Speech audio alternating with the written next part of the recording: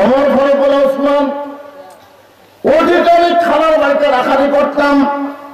সুন্দর সময় ছাগল নিয়ে তখন বাড়িতে আসতাম, খালা বলতো ওমর কয়টা ছাগল নিয়ে গেলি, কয়টা ফেরত আনলি? আমি ছাগল ঘুরে দিকে 3-4টা কম পড়ে গেছে।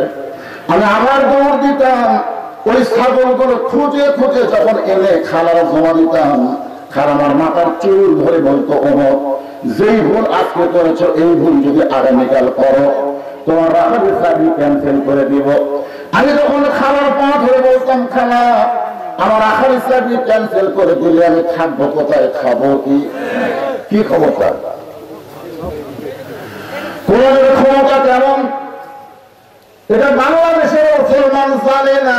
বাংলাদেশের মুসলমান জানে, যারা কোরআনের হক কথা বলে তাদেরকে জেলে বন্দি করে রাখে। আমাদের বাংলাদেশের মুসলমানেরা জানে বাবা কোরআনের হক কথা যাই বলবি রে তার দাগা থাকা হবে না, যে কোনো একটা দোষ দিয়া তাকে জেলখানার মধ্যে তুলবে। যেরকম কথা ঠিক কিনা? যেমন মামুনুল হক, কি দোষ? বৌলিয়া ধরা পড়ছে, সাংবাদিক বলতেছে কাবিল আছে,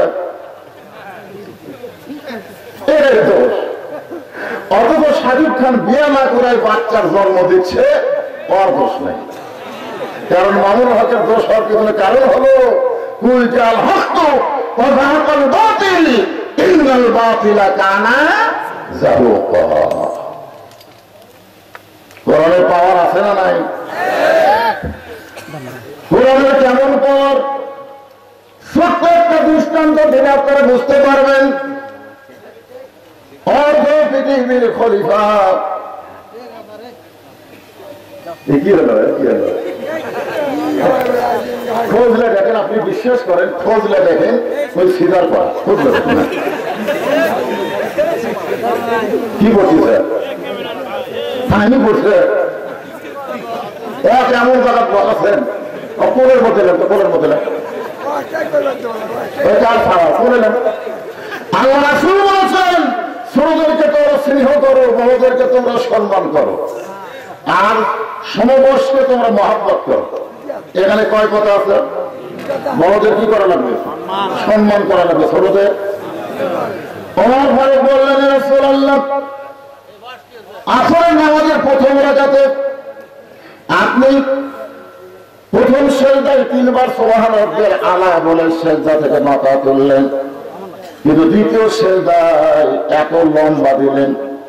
আমি ওমর 100 বার সুবহান রাব্বিয়াল আলা বললাম, তারপরও আপনি সেজদা থেকে মাথা তুললেন না, কারণ কি? দ্বিতীয় রাকাত ঠিক আছে, তৃতীয় রাকাত ঠিক আছে, চতুর্থ রাকাত ঠিক আছে, প্রথম রাকাতের দ্বিতীয় সেজদা এত লম্বা হওয়ার কারণ? আল্লাহ নবী বলেন, ওমর আমি যখন দ্বিতীয় সেজদায় গেছি এমন সময় হাসান হোসাইন আমার 2 ভাই আমার পিঠের উপরে চলছে। কোন জায়গা চলছে? পিঠের উপর চলছে। আমি চিন্তা করলাম 3 বার সুবহানাল্লাহ আলা বলার পরে ওদেরকে পিঠ থেকে নামাবো, এই মনে করে হাত যখন পিঠের উপরে দিছি এমন সময় নামাজের মালিক আল্লাহ বলতেছে, হাবিব আমার ভয় ওদেরকে পিঠ থেকে নামাবেন না, আপনি যেমন ভালোবাসেন ছোট বাচ্চাদের আমি আল্লাহ তেমন ভালোবাসি। তাহলে এদেরকে ভালোবাসার দরকার আছে না নাই? ভালোবাসা দিতে দিতে আবার অতিরিক্ত দিয়েন না। এখন এমন হয়েছে 6 বছরের বাচ্চার হাতে মোবাইল দিচ্ছে, এরকম নাই? আমার ছেলে মোবাইল ছাড়া খায় না হুজুর, মানে এত বেশি ভালোবাসা হয়ে গেছে। আপনি জানেন মোবাইল যে দেখতেছে আলো চোখের পাওয়ার আস্তে আস্তে কি করতেছে, খাইয়া ফেলা দিচ্ছে। ভালোবাসা বেশি হয়ে গেছে। একটু মনোযোগ দিয়ে শুনবেন, আল্লাহর কোরআনের ক্ষমতা আছে না নাই? কিন্তু বাংলাদেশের মানুষ এটা দেখেনি, যা দেখছে উল্টে, সিধা না উল্টে। অর্ধ পৃথিবীর খলিফা হযরত ওমর মসজিদের মেম্বরে বসে নিজের গালে নিজে চড় মারতেছেন, নিজের গালে নিজেই মারতেছেন। কেউ মারবে ভাবি? অর্ধ পৃথিবীর খলিফা, উপজেলা চেয়ারম্যান, বাংলাদেশের মতন 96টা দেশের রাষ্ট্রপতি, সুবহানাল্লাহ। বাংলাদেশের মতন কয়টা? এই জন্য বলা হয় অর্ধ পৃথিবী। ডান হাতে বাম করে চড় মারে, বাম হাতে বাম করে চড় মারে। এমন সময় ওসমান গনি মসজিদ নববীর মধ্যে ঢুকে বলে, আমিরুল মুমিনিন, আপনি কি পাগল হয়ে গেলেন? নিজের গায়ে নিজে চড় মারতেছেন। ওমর ফারুক চোখের পানি বের করে বলতেছেন, মিন শাররিল ওয়াসওয়াসিল খান্নাস। চোখের পানি বের করে কাঁদতেছে আর বলতেছে, মিন শাররিল ওয়াসওয়াসিল খান্নাস, আমার ভিতরে শয়তান আমাকে ধোঁকা দিছে। আপনারা কি মনে করেন তাহলে বাইরে শয়তান আছে না ভিতরে আছে? ভিতরে যে শয়তান আছে এরই পাওয়ার বেশি। বাইরে শয়তান ইবলিসের পাওয়ার খুব একটা নাই। ইবলিস বহু চেষ্টা করছে মসজিদের মধ্যে ঢুকতে দিবে না, বহু চেষ্টা করছে, এরপরও আল্লাহর বান্দা মসজিদের মধ্যে ঢুকছে। তখন ইবলিস দরজা দাঁড়িয়ে কান্দে, হায়রে এত চেষ্টা করলাম, তারপরে মসজিদের মধ্যে ঢুকলো। তখন ভিতরে শয়তান বলে, কান্দেন না, কান্দেন না, ও মসজিদের মধ্যে ঢুকলে কি হবে, আমি ওকে নামাজের মধ্যে ঢুকতে দেব না। আজকে বাংলাদেশের শতকরা ৯৯% মুসল্লি মসজিদের মধ্যে ঢোকে, কিন্তু নামাজের মধ্যে ঢুকতে পারে না। দরকার কথা ঠিক কিনা? হাদিসে আছে বিস্তারিত, হুজুরি কলব ব্যতীত, হাদিসে আছে বিস্তারিত, হুজুরি কলব ব্যতীত করছেন কালেও নামাজ তোর হবে না। তবে কেন গাও জোয়ারি, মানুষকে দেখাও নামাজ পড়ি, ও তোমার সিদ্ধ বীজে সুফসল ফলে না। আজও কেন আল্লাহর নামাজ ধরতে পারলা না? আল্লাহ কয় নামাজের জোরে ফায়সাকা যাবে দূরে, পাক কোরআনে রয়েছে ঘোষণা। এখন আকাম কোতাম নামাজ রোজা একসাথে বান্দিয়া বোঝা, জাহান্নামে দিয়া সরওয়ানা। আজও কেন আল্লাহর নামাজ ধরতে পারলা না? আমাদের ভিতরে শয়তানের নাম কি? খান্নাস। নামটা খেয়াল কর, নাম কি? পড়েন, সূরা নাস পড়েন, তাহলে পাবেন। কুল আউযু বিরাব্বিন নাস, মালিকিন নাস, ইলাহিন নাস, মিন শাররিল ওয়াসওয়াসিল খান্নাস। শাররিল, শাররিল এই ভিতর বুকের ভিতরে যে শয়তানের নাম হলো খান্নাস। ওমর ফারুক বলে, ওসমান, খান্নাস আমারে ধোঁকা দিয়ে বলতেছে তুমি অর্ধ পৃথিবীর খলিফা। ওসমান বলতেছে, ঠিকই তো ভাই, আপনি তো অর্ধ পৃথিবীর খলিফা। ওমর বলে, ওসমান, বর্তমানে অর্ধ পৃথিবীর খলিফা বর্তমান। আমার অতীতের খবর কি, আমার ভবিষ্যতের খবর কি? বর্তমানে যারা ক্ষমতা আছে মনে করতে যে কি হলু রে। আপনারা বলেন তো অতীত ভবিষ্যৎ আছে না নাই? আমরা কিন্তু বর্তমান পায়া অতীত ভুলে যাই, আমার ভবিষ্যতের চিন্তা করি না। আমি অতীতে কি ছিলাম, আমার কথাই বলতেছি, অতীতে রাস্তা দাঁড়িয়ে থাকতাম, কোন টুপিওয়ালা দাঁড়িয়েওয়ালা মানুষ গেলে আমি তার হাত ধরে বলতাম, ভাই আপনার গ্রামে মাহফিল হবে না? সেটা হবে তো, আমি কিন্তু বক্তা ভাই, আপনার দিবেন। তখন বলে, না ভাই কোনোদিন ওয়াজ শুনিনি, না শুনে কেমনে দেই। আমি বলি, কে বলে দাওয়াত না দিলে ওয়াজ কর্ম কোন টাকা না দিবি না। তখন আমি 10 টাকা 20 টাকা ঘুষ দিই। যখন ওয়াজের কথা উঠবে তখন আমার নামটা কবি 10 টাকা ধর। এটা হলো আমার অতীত। আমার বর্তমান হলো এত চাপ, চাপের সাথে আমার মোবাইল বন্ধ 24 ঘন্টায়। দাওয়াত দিবার গেলে আমি 3 তলা থেকে সিডি ক্যামেরাতে দেখি, আর আমার পিএসএ সেক্রেটারি বলি, যেভাবে হোক চা নাস্তা করে বিদায় করে দাও, আমার 1 বছরের কোনো তারিখ ফাঁকা নাই। এটা হলো আমার বর্তমান।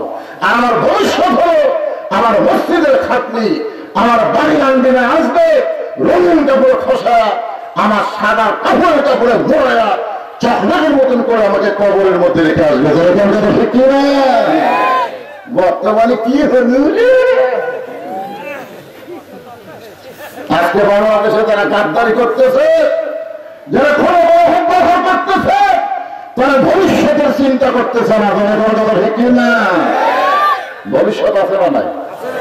অতি ওমর ফারুক বলে ওসমান অতীতে আমি খালার বাড়িতে রাখারি করতাম, সুন্দর সময় ছাগল নিয়ে তখন বাড়িতে আসতাম, খালা বলতো ওমর কয়টা ছাগল নিয়ে গেলি, কয়টা ফেরত আনলি?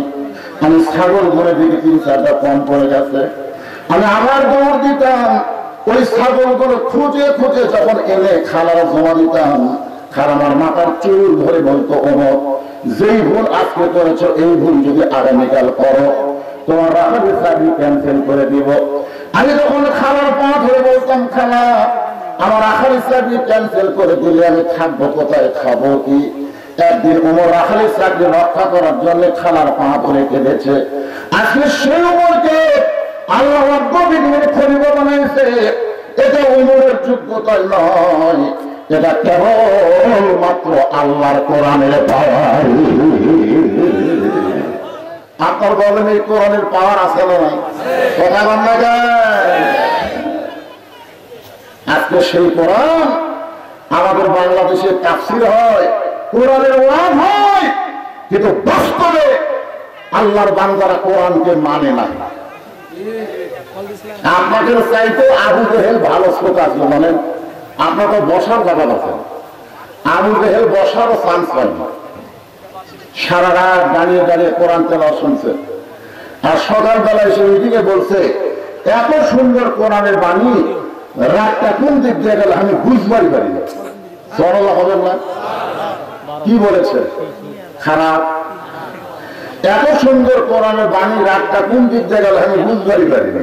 তা আবু সুফিয়ান বলতেছে নেতা যেই কোরআন শুনতে এত ভালো লাগে, রাত কোন দিক দিয়ে যায় ভুলো হয় না, সেই কোরআন ধরলে অসুবিধা কি? শুনলেই যদি এত মজা হয় তাহলে ধরলে, এটা হলো শোনা আর একটা কি, এটা কি করে নেবে এরকম ধরে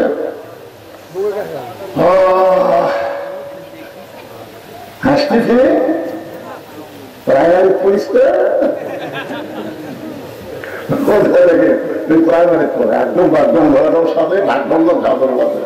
এই কোরআন ধরবার গেলে কি ফেলা আমার মাঝে সাজিয়ে দেবে, ফেলা 7 বছরের বাচ্চা পেশাব করে ঠান্ডা পানি নেই, ঠান্ডা পানি অজু করে জিজ্ঞেস করা হয় পেশাব করে পানি কেন নিলে, অজু কেন করলে? তখন তার হুজুর আপনি জানেন না আমরা কোরআন ধরি। এই কোরআন ধরবার গেলে আগে নিজে পবিত্র হওয়া লাগে, ধরে কথা ঠিক কিনা? ততক্ষণ পর্যন্ত কোরআন স্পর্শ করতে পারবে না যতক্ষণ তুমি পবিত্র না হবে। যেই কিতাব ধরবার গেলে পবিত্র হওয়া লাগে, সেই কিতাব যদি মানুষ গ্রহণ করে সেই মানুষটা কেমন মানুষ হবে? কোরআনের মাহফিল আমাদের জানার অধিকার আছে না নাই? আছে না নাই? আবু জেহেল বলতেছে আবু সুফিয়ান তুমি যেই কথা বললা এর উত্তর জোরে বলা যাবে না, এর উত্তর হলো হক কথা। উত্তর কি? আর হক কথা জোরে বলা যাবে না। তুই আমার কাছে আয়, কোরআন ধরলে সমস্যা কি এইটা তো কানে কানে বলবে। দেখেন আবু জেহেল হক কথা জোরে বলতে ভয় পাচ্ছে। বর্তমানে বাংলাদেশে হক কথা জোরে বলতে ভয় লাগে, জোরে কোন কথা ঠিক কিনা? আজরাইল ধরার চিন্তা না করে পুলিশ ধরার চিন্তা করে, জোরে কোন কথা ঠিক কিনা? ধরা দুইটা, একটা হলো পুলিশ ধরে, একটা হলো আজরাইল ধরা। আবার কোন ধরার গুরুত্ব দেন? কথা বলে না। আজরাইল ধরার গুরুত্ব দিলে আলুর বাবুর মধ্যে শুয়ে আছেন কে? ভোটের আগে কিছু নেতারা বাড়ি ঘর থাকেনি, আলুর বাবুর মধ্যে বাসা রাখতে হবে। তো আগে পুলিশের পোশাক পরে যায়, বলছি ভাই এত গোপনে লোক আছি, তারপর তুই খবর কেমন জানলে? তখন বলে ভাই আমি তো পুলিশ না রে, আমি আজরাইল।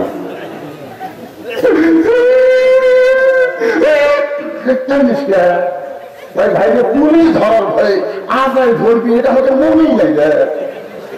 মানে পুলিশ ধরার চিন্তা আজরাইল যে ধরবি, এটা বাংলাদেশের অনেক লোকের মনেই নাই। ধরার কথা ঠিক না?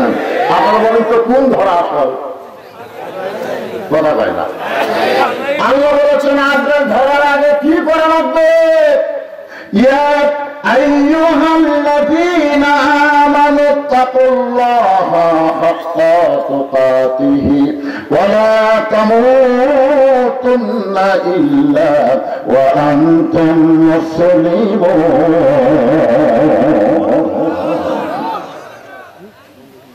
আল্লাহ আকবার সবাই বলবে সেরকম আর কিনা, কারণ বাংলাদেশে বড় দুই দলে আল্লাহ আকবার নাই। বাংলাদেশের যতগুলো দল আছে তার মধ্যে দুটা বড় দল আছে না নাই? কথা বলেন, আছে না নাই? আপনার বলেন তো এই দুই দলের মধ্যে কোনোদিন আল্লাহ আকবার স্লোগান শুনছেন? আপনার মনে হয় ওই দুই দলের তথা আল্লাহ আকবার ফেসটা ফেসটা গেল।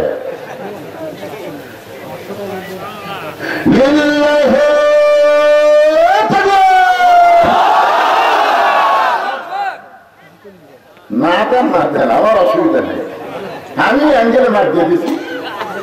এখন কোন দলের মধ্যে থাকবে? ইমাম গাজ্জালী বলেছেন, তোমরা সেই ইমামের পিছনে ইক্তেদা করো। ইক্তেদাই তুমি হাজার ইমাম বলেন আমাদের নিয়োগ বন্ধ। ওই ইমাম যেই দল করে তুই মুসল্লি হয়ে যদি সেই দল না করো, তোমার নামাজ কোনদিন আল্লাহর দরবারে কবুল হবে না। কারণ ইমাম করে আল্লাহর দল, আর তোমরা করবে শয়তানের দল। আর পিছনে যা বলবে তুমি হাজার ইমাম, এই যে সম্পূর্ণ গাঁজা করে ধরে বাবা লিখতে হয়। কোরআনের মাহফিল আসবে আর শয়তানের দল করবে। ইয়ের কি হচ্ছে? দল করতে হবে কার? হিজবুল্লাহ আর হিজবুল শয়তান। দলই হলো দুইটা, একটা হলো তকবীরের দল, একটা হলো তকবীর ছাড়া দল। কারণ তকবীর দিলে আল্লাহ খুশি হয়, শয়তান বেহার হয়। যত জোরে তকবীর দিবেন শয়তান তত জোরে দৌড়ে। আল্লাহ রাসূল বললেন তকবীর যদি খুব জোর গতিতে হয়, শয়তান দৌড়ানোর সময় ওর পিছন দিয়ে বাতাস বার হয়। জোরে কোন কি বার হয়? তাহলে সেই তকবীর দিতে আপনাদের আপত্তি আছে? গলা খাকারি যন্ত্র থেকে এই মাথার থেকে মাফলা খোলেন, কান বেঁধেও আসছে না, কিসের কান মামলা করে দুই চার তকবীরে শরীর গরম হয়ে যাবে। জোরে কোন কথা দেখতে না? লিল্লাহি তাকবীর, লিল্লাহি তাকবীর, আল কোরআনের আলো, ঘরে ঘরে আবু জেহেল করছে, সংসদে করবে না। আল কোরআনের আলো সব জায়গায় যাবে, মানে কোনো জায়গা বাদ পাওয়া যাবে না। ঠিক আছে? তার মধ্যে সংসদ আছে না নাই? তা আমরা সামান্য সংসদে বদলিয়ে দেবো, সব জায়গায় আল্লাহর কোরআনের আলো জ্বলা লাগবে। কোরআনের মাহফিলে আলো আছে না নাই? ঘর থেকে যখন হাজির আসবে তখন তো হুজুর আলো না ধরলে যাওয়া যাবে না, চিকন রাস্তা। তার মানে বোঝা গেল যে রাস্তা যে আমার নিয়ে আসবে সে রাস্তাকে অন্ধকার আলো করছে। তার মানে বোঝা গেল সব জায়গা আলো। আমি যে বলবো আল কোরআনের আলো, আপনার বলুন সব জায়গায় আলো। আল কোরআনের আলো, কোরআন হবে যেখানে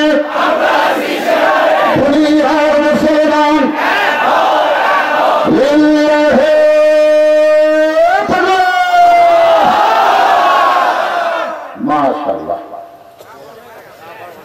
আরো গরম হবে। কেমন শোনেন আল্লাহর কোরআন কেমন পাওয়ারফুল একটা কিতাব, শুধু শুনলে হবে না, এটা আমাদেরকে জানা লাগবে। ধরে কোন ঠিক কি না?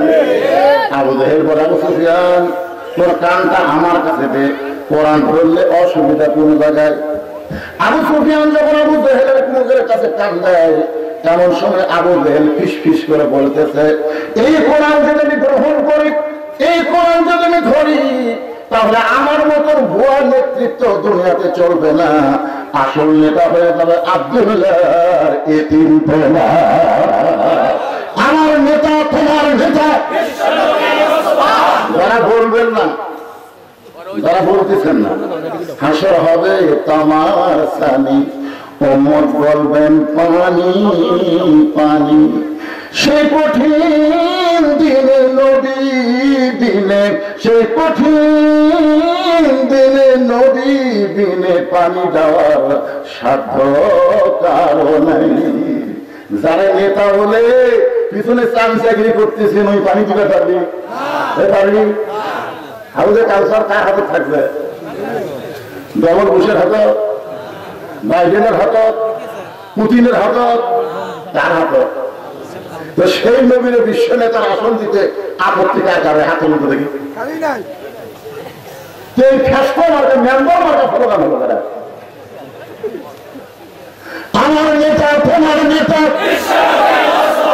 এইবার বোঝা গেল যাই দেননি তার কপাল ফোড়া তার কপাল ফোড়া আমি ড্রেসিং টেবিলের আয়নার সামনে দাঁড়ায় আমার কপালের উপর হাত দিয়ে মুখে চুমা খায় বইটা আমার ছোট মেয়ে দেখছে দেখে আসার মাকে বলতেছে মা আপনি পাগলা হয়ে গেছে নিজের কপালে হাত দিয়ে মুখে চুমা দেয় আমার বলতে কি আগে ওইটা করো দেন আমি বললাম আমার কপাল এত ভালো যে আল্লাহ ভাগ্য গুণে আমাকে বিশ্ব নবীর উম্মত হিসাবে কবুল করলো যেই নবী লাইলাতুল মিরাজে জান্নাতের ভিতরে গিয়ে আমাদের কথা বলে যায় ফেরেশতা জিবরাইল বলে রাসূলুল্লাহ যদি ইচ্ছা করেন আপনি জান্নাতে থাকতে পারেন আল্লাহ আপনাকে বাইরে করে দিবে না কারণ আল্লাহ বলেছেন ফাদখুলুহা খালিদিন যদি একবার জান্নাতে ঢোকে আল্লাহ তাকে চিরস্থায়ী জান্নাত দিয়ে দিবে তখন নবী কইল জিবরাইল আমার সাথে থেকে ইয়ে কি মারিস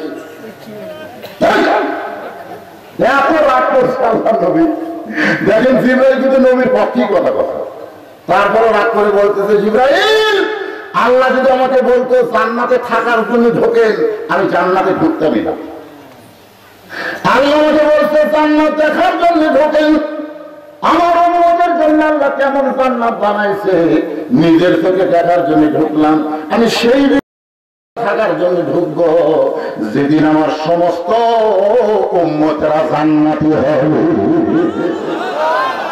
যেই নবী জান্নাতে গেলে আপনারা কামার করা করেন হুজুর কি করছে সামনে মহিলা এসে গেলে এই মহিলাদের বসার ব্যবস্থা আছে যাও মায়েরা যাও সেদিকে যাও প্যান্ডেলের পশ্চিম সাইডে মায়েদের জন্য বসার ব্যবস্থা আছে মাশাআল্লাহ অনেক মায়ের আবার সরাসরি হজ দেখেনি তো মনে করেন একটু দেখে যায় মালটা কি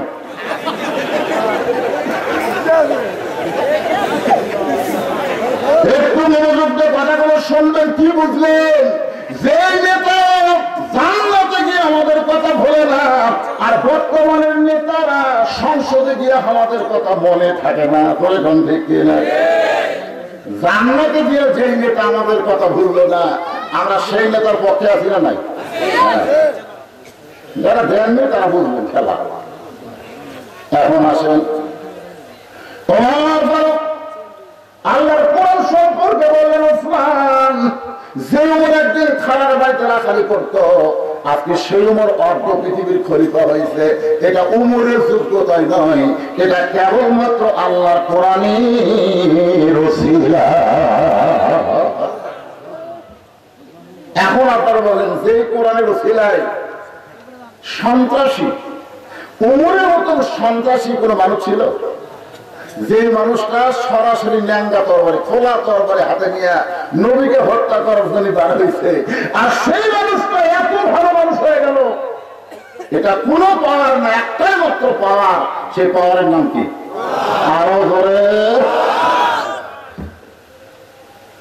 আজকে বাংলাদেশের মুসলমান আল্লাহর কোরআনের পাওয়ার কেমন এটা একটু নিজের চোখে দেখার দরকার আছে না নাই আমরা গানের মধ্যে বলি সেদিন ষোড়শী নির্জন পথে যাবে কোন জন কটু কথা কবে না পথে আর প্রান্তরে সম্পদের মোহে পড়ে রাহাজানি হবে না সবাই বলেন যদি মেনে চলি কোরআন নামটা কোন ঘরে সব আছে যদি মেনে চলি কোরআন আর রাসূলের বিধান সকলেই শান্তিতে থাকবে বাংলার আকাশে কলেমার পতাকা যেদিন দুলবে আল্লাহর কোরআনকে দেখার জন্য হযরত ওমর সত্তর এসে মদিনার অলি গলি ঘুরতেছেন হঠাৎ হযরত ওমর দেখতে পায় দুই পাহাড়ের মাঝখানে একটা গিরিপথ জোরে বলেন কি পথ গিরিপথ মানে সরু পথ দুই দিকে বিশাল দুইটা পাহাড় আর মাঝখানে একটা রাস্তাকে বলা হয় গিরিপথ দুর্গম গিরি কান্তার মরু কাজী নজরুল ইসলাম একটা কবিতা লিখছে সেই গিরিপথের মধ্য দিয়া একটা সুন্দরী মেয়ে ধীর গতিতে হেঁটে হেঁটে চলতেছে। ওমর ফারুক মেয়েটার দিকে তাকালেন, এরপর আল্লাহ শুকরিয়া আদায় করলেন। আপনারা হয়তো বলবেন, হুজুর একটা সুন্দরী মেয়ে যখন রাস্তা দেওয়া যায় সেই মেয়ের দিকে তাকানোর পরে আল্লাহর প্রশংসা করা লাগবে, এইটা কেমন আওয়াজ আপনি শুনলেন? ওমর ফারুক যে মেয়েটার দিকে তাকাইছে ওই মেয়েটা চেহারায় সুন্দরী কেমন এইটা ওমর ফারুক দেখতে পারে নাই। ওমর ফারুক দেখে ওই মেয়েটার আপাত মস্তক আল্লাহর কোরআনের আইন চালু আছে। আল্লাহ কোরআনে বলেছেন, অকারনা ফি বুয়ুতিকুন্না ওয়ালা তাবাররাজনা তাবাররুজাল জাহিলিয়াতিল উলা।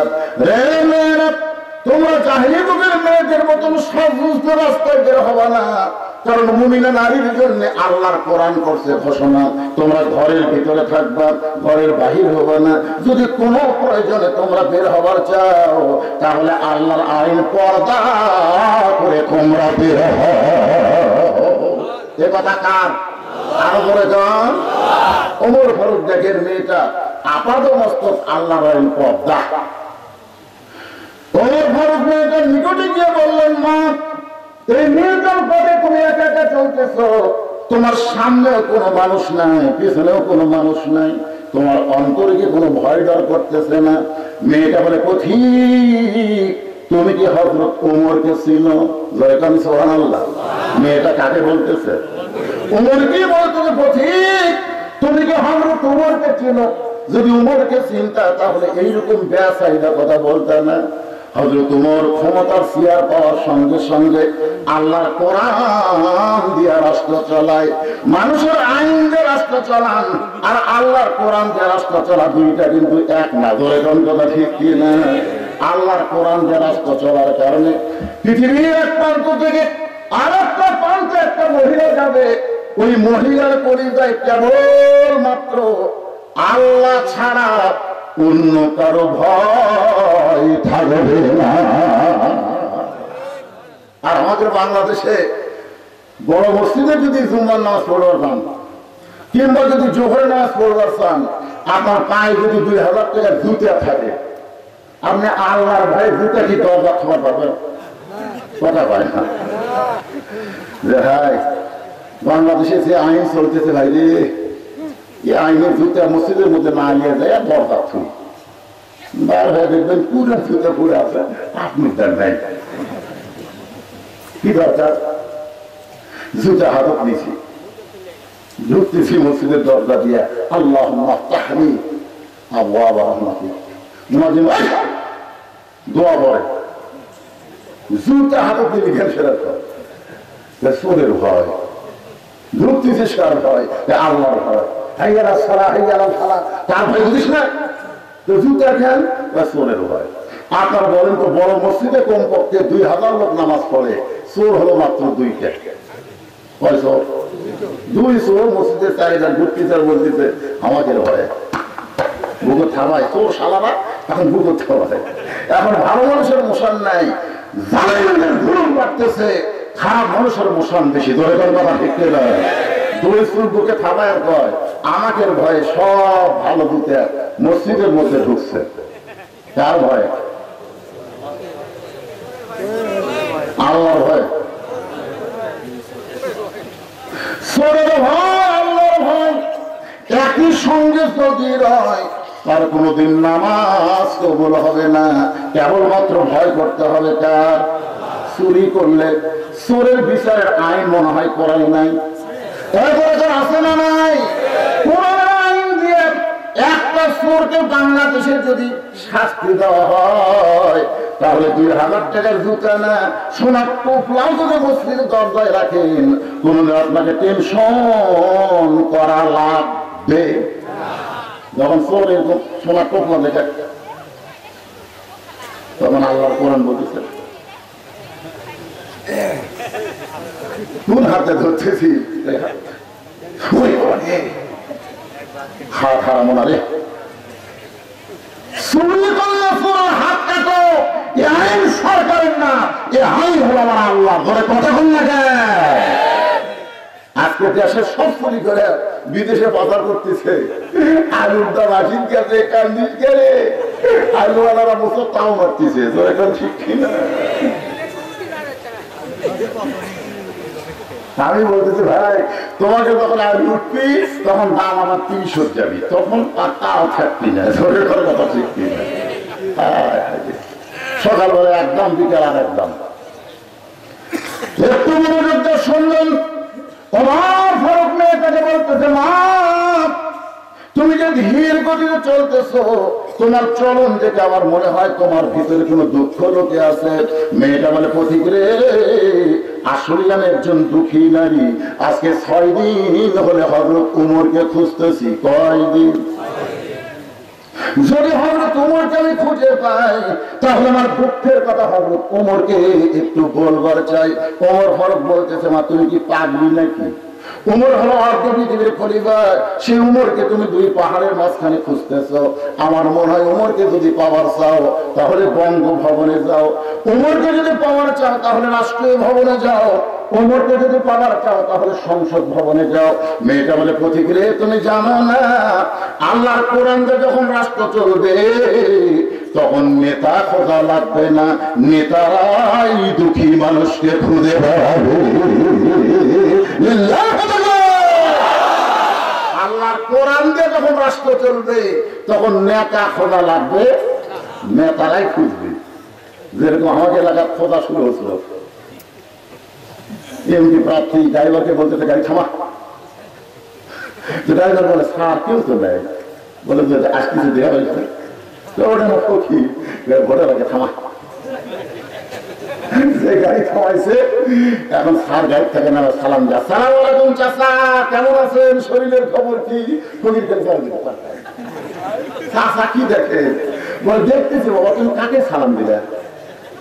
আপনার দিলাম, আমি ভিক্ষা করে খাই। এমপি ভোটের আগে আপনিও তা, আমিও তাই। মানুষের তৈরি করে আইন যখন চলবে তখন নেতারা খালি ভোটের আগে খোঁজ নেবে, এখন আর ভোটই দেওয়া লাগে না, আর সামনে খোঁজ দেওয়াও লাগবে না। কথা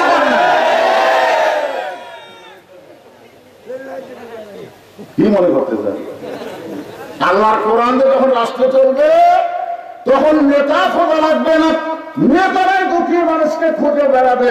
আল্লাহর কোরআন যখন বাংলাদেশ চলবে তখন ধনী মানুষের দরজায় যাওয়া লাগবে না, বরং ধনীরাই গরিবদের দরজায় ঘুরবে।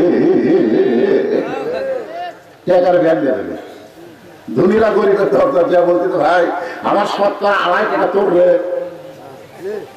আমি যে একসঙ্গে আলু পাচ্ছি ভাই, তারপর তুমি 2.5 মন আলু রে। ভাই আমার সরকার 2.5 টাকা না দিলে আমার জাহান্নামে যাবে ভাই। আমার 5 লাখ টাকা ভাইরে, 10,000 টাকা তো দিবে যাচ্ছে ভাইলে, গরিবটা মাফ কর, জায়গাটা গেলি গরিব ঠাস করে দরজা বন্ধ করে দিয়েছে। গুলি বলতে, আল্লাহ আমার গরিব কম, কারণ দরজা খুলে বসে থাকবো আমার ঘোরা লাগবে না। 7 দিন ধরে ঢুকেছে ভাই, 1-1.5 টাকা কেউ দেয়নি। যেখানে আল্লাহ আইন কাজ করে, মুড়ের পক্ষে মরুভূমির দিকে রওনা দিয়েছে, যা দেখে গাছের তলায় একজন বস্তা মাথাতে ঘুম পাচ্ছিছে, দেয়া গেল ভাবতেছে যা গরিব পাচ্ছি রে, খুশি হয়ে সালাম দিচ্ছে, আসসালাম আলাইকুম। বস্তাওয়ালা এখন আলহামদুলিল্লাহ। দেয়া গেল ভাই তোর সালাম দিলাম, তুই আলাইকুম না বলে আলহামদুলিল্লাহ কেন? বলে 1 বস্তা টেকা 15 দিন ঘুরতেছি, একটা গরিব পাওয়ার আশায় তোর পায়ে আমরা শুরুভাবে করছি। বলে আমি ঘুরি 7 দিন, তুই ঘুরিস 15 দিন, তার গরিব কেন কোন জায়গায়? আল্লাহর পক্ষ থেকে বলা হচ্ছে, যখন সুদ ভিত্তিক অর্থনীতির কবর দিয়া যাকাত ভিত্তিক অর্থনীতি চলবে, ওরাকার জন্য আল্লাহ রহমত বরকতের দরজা খুলে যাবে। অনুবীক্ষণ যন্ত্র দিয়ে খুঁজলেও তোমরা গরিব পাবা না। বলেন সুবহানাল্লাহ। সুদের 1 টাকা খাবেন? আল্লাহ রাসূল এই কথা বলার আগে 3 বার মুখসাফা করতেন, 3 বার। যে সুদের 1 টাকা খায়, আবার যে সুদের 1 টাকা যে সুদের 1 টাকা খায়, মুখসাফা করেন কেন? রাসূল বলে এত বড় পাপ আমার বলতে লজ্জা লাগে। সাহাবীরা বলে, হুজুর আপনি তো কোনো কথা নিজের থেকে বলেন না। মা ইয়ান্তিকু আনিল হাওয়া ইন হুয়া ইল্লা ওয়াহয়ুন ইউহা। আপনি যা বলেন কে বলায়? আল্লাহ রাসূল বলেন তাহলে শোনো, যে সুদের 1 টাকা খায় নিজের মায়ের সাথে, গর্ভধারিণী মায়ের সাথে 36 বার, কোন কিতাব লিখছে 42 বার জিনা করার গুনাহ হয়। একটা পাগলাকেও যদি বলেন তোর মায়ের সাথে বিয়ে দেবো, এরাই হবে? এই কথা বল না, রাজি হবে? তো তুই সুদের 1 টাকা খায় যে 42 বার মায়ের সাথে কাম করতেছ, কারা কারা সুদ খান হাত তুলতে দেবে?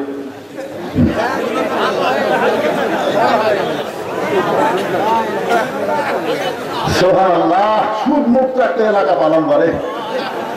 বাংলাদেশের মধ্যে লোটাগাড়ি হলো সুদ মুক্ত এলাকা।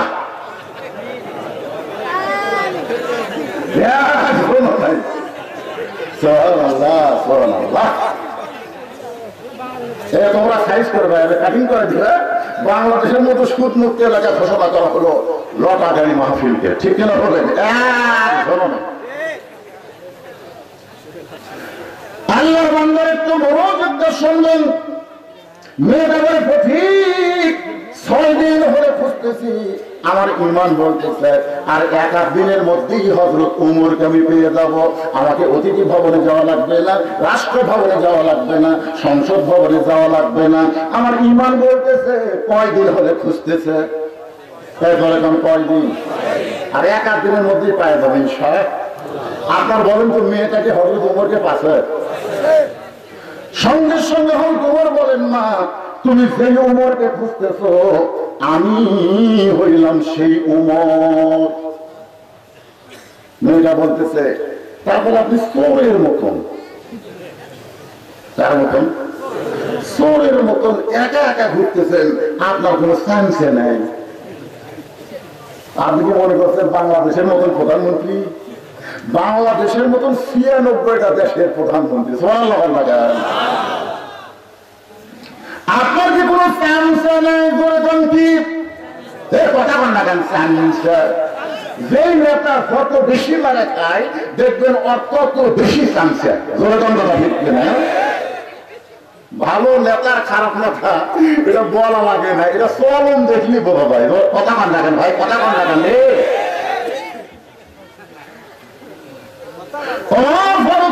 পানি দিয়ে বলো আমার পিছনে যে চান্সে ঘুরবে, এই চান্সে পালার পয়সা আমি কোথায় পাবো?